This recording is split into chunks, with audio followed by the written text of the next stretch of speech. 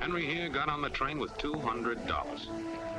He couldn't see any harm in a friendly game of cards. What if the other men were strangers?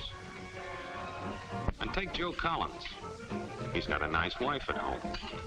But he met this girl at the bar, and she looked after the first couple of drinks.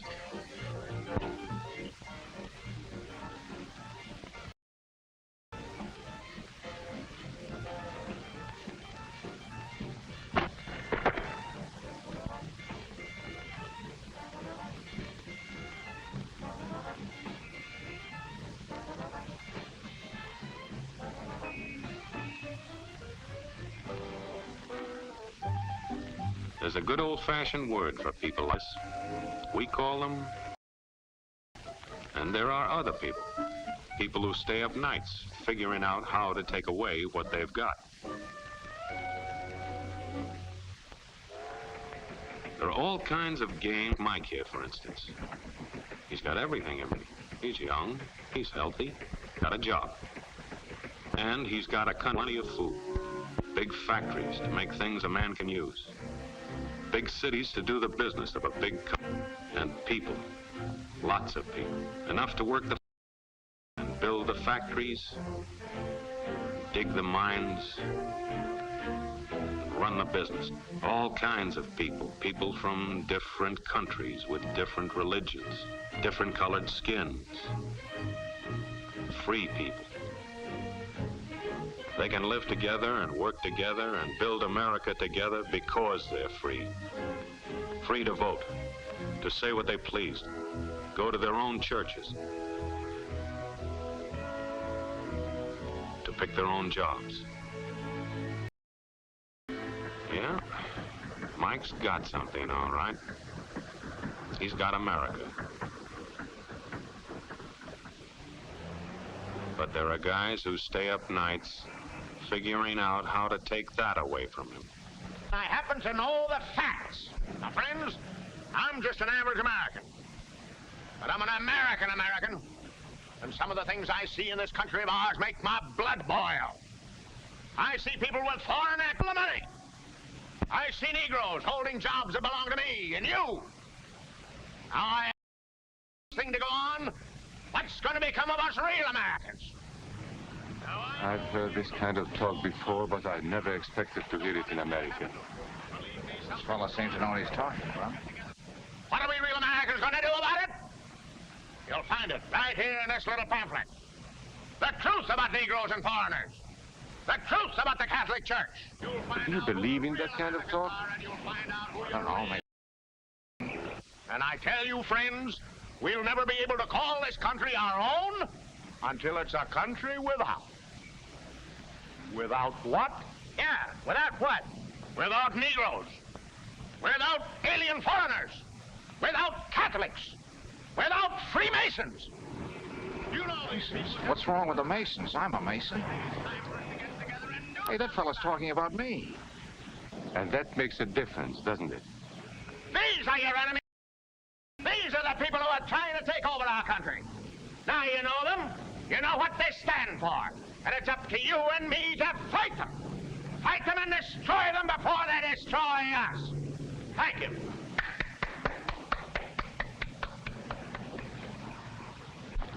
Before he said Masons, you were ready to agree with him. Well, yes, but he was talking about... What about those other people? But in this country, people, we are American people. What about you? You aren't American, are you? I was born in Hungary, but now I am an American citizen. And I have seen what this kind of talk can do. I saw it in Berlin. What were you doing there? I was a professor at the university. I heard the same words we have heard today. But I was a fool then. I thought Nazis were crazy people, stupid fanatics. But unfortunately, you see, they knew that they were not strong enough to conquer a unified country. So they split Germany into small groups. They used prejudice as a practical weapon to cripple the nation. Of course, that was not easy to do. They had to work hard to do it. You see, we human beings are not born with prejudices. Always they are made for us, made by someone who wants something. Remember that when you hear this kind of talk. Somebody's going to get something out of it. You. This is not classroom theory. I saw it happen. I saw it first in Berlin in 1932. 5 young men that I knew were standing in the crowd listening to the Nazi speaker. Eric was a Catholic. Anton, a student of mine, was a Jew. Heinrich, a hardware store. Karl was a farmer. And Hans was an unemployed metal worker. To all Bohemian Germans, I say it is time you inherited the nation which rightfully belongs to you. To you alone belongs the glorious destiny of the greater Germany.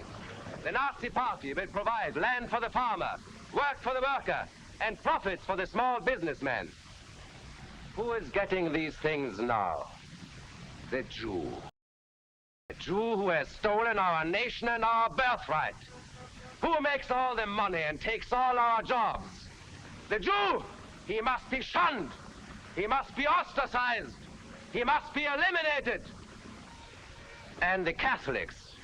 We don't want our great nation run by a foreign church. We Germans will know what to do with these people when the time comes. They and their faith must be destroyed. Then there are the Freemasons.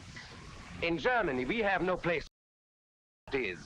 There will be only one society, and that is the Nazi Party. There will be no secrecy about that in the new greater Germany. One by one, he attacked each minority and he split them off one from the other. These men were all fellow Germans when they came here today.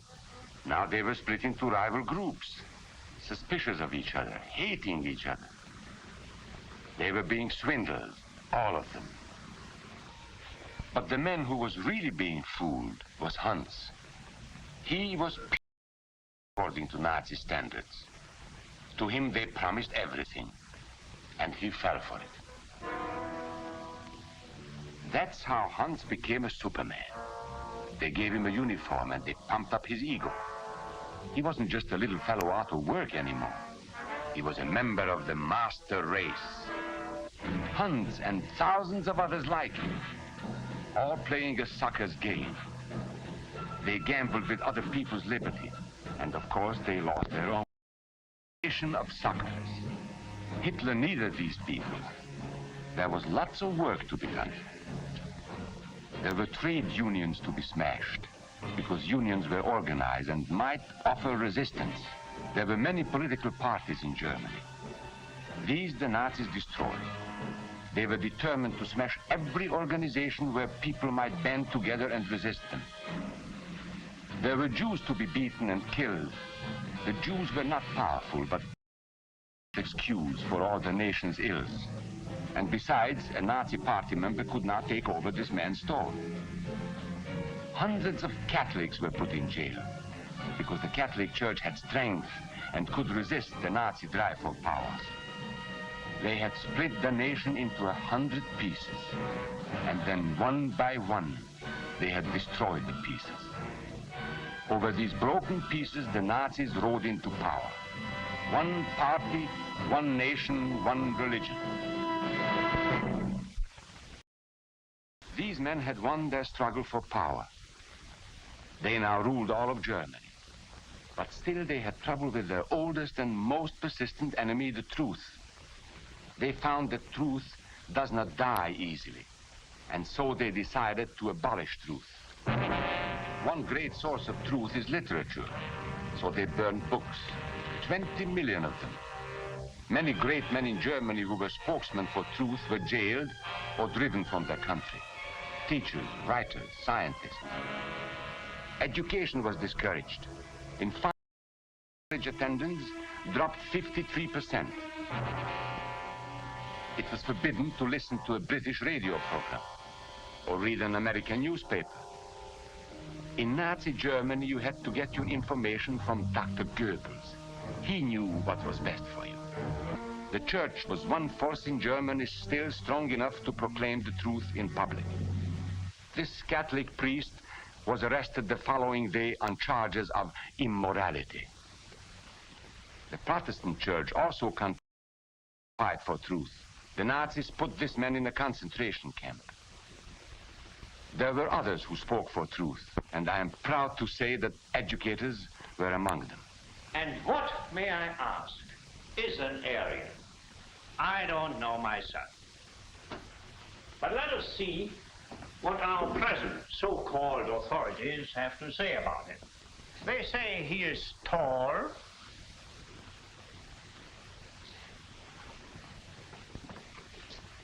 slender,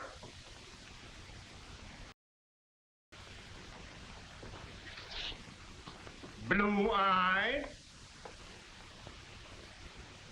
and blonde. There is no Aryan race. And more important, there is no master race. There are people who may find these ideas convenient, but science cannot support them. There is no scientific proof that there's any correlation between a man's racial characteristics and his native ability or character. In all racial groups, we find the same range of potentialities. We find idiots and geniuses. We find criminals and philanthropists. We must judge each man as an individual, and not by the color of his skin or his eyes or by the length of his nose.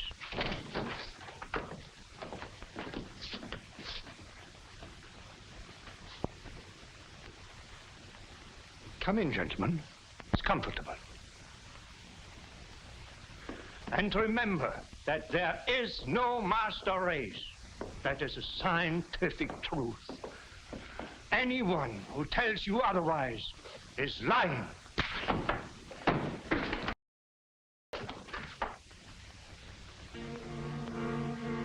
And so for all practical purposes, truth had been abolished in Germany. A lot of my German friends wondered what had hit them. How did it happen? Where did it start? It started right here. And this was where it could have been stopped. If those people had stood together, if they had protected each other, they could have resisted the Nazi threat. Together they would have been strong. They allowed themselves to be split apart. They were helpless. When that first minority lost out, everybody lost out. They made the mistake of gambling with other people's freedom. Now let's see how those bets paid off. Karl the farmer was gambling on a better life for himself. What he got was extra hours of back-breaking work, as much as 100 hours a week.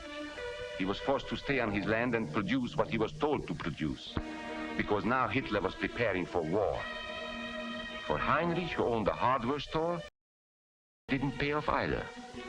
104,000 small businesses were closed in 2 years. And for Hans, conditions hadn't improved any. He had a job now in the munitions factory, but he worked long hours for little pay. The working conditions grew increasingly bad. And even though he didn't like the job, he wasn't permitted to leave it. And when Hitler decided the time was right, Germany went to war. Not by declaring war, but by a carefully planned attack. Once again, Hitler needed Hans to do his dirty work. Hans was an expert at brutality this time, and Hitler had decided to use Hans and his brutality against other peoples, the Czechs, the Poles, the French, the Russians. But in the crucial test of war, Hitler's race theories didn't pay off. His pure-blood were defeated by the mongrel armies he despised, by the British of El Alamein,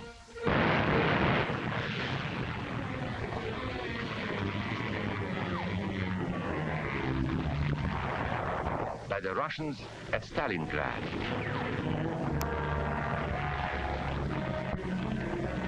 then on D-Day by American soldiers of every color and religion, who smashed across the Normandy beaches and drove on through to the heart of Germany. the Germans who had swallowed the Nazi bait, the Nazi game did not pay off. The continent of Europe was strewn with millions of German bodies, pure Aryan bodies. Karl, the farmer, was left in the snow outside of Moscow. Heinrich stayed in Italy at Salerno. And Hans, who was going to rule the world, got only a little patch of Normandy that he could call his own. We must never let that happen to us or to our country. We must be divided by race or color or religion, because in this country we all belong to minority groups. I was born in Hungary. You are a Mason. These are minorities. And then you belong to other minority groups too. You are a farmer. You have blue eyes. You go to the Methodist Church. Your right to belong to these minorities is a precious thing. You have a right to be what you are and say what you think, because here we have personal freedom. We have liberty. Not just fancy words. This is a practical and priceless way of living. But we must work at it. We must guard everyone's liberty, or we can lose our own. If we allow any minority to lose its freedom by persecution or by prejudice, we are threatening our own freedom. And this is not simply an ideal. This is good, hard common sense. You see, here in America is not a question whether we tolerate minorities. America is minorities. And that means you and me.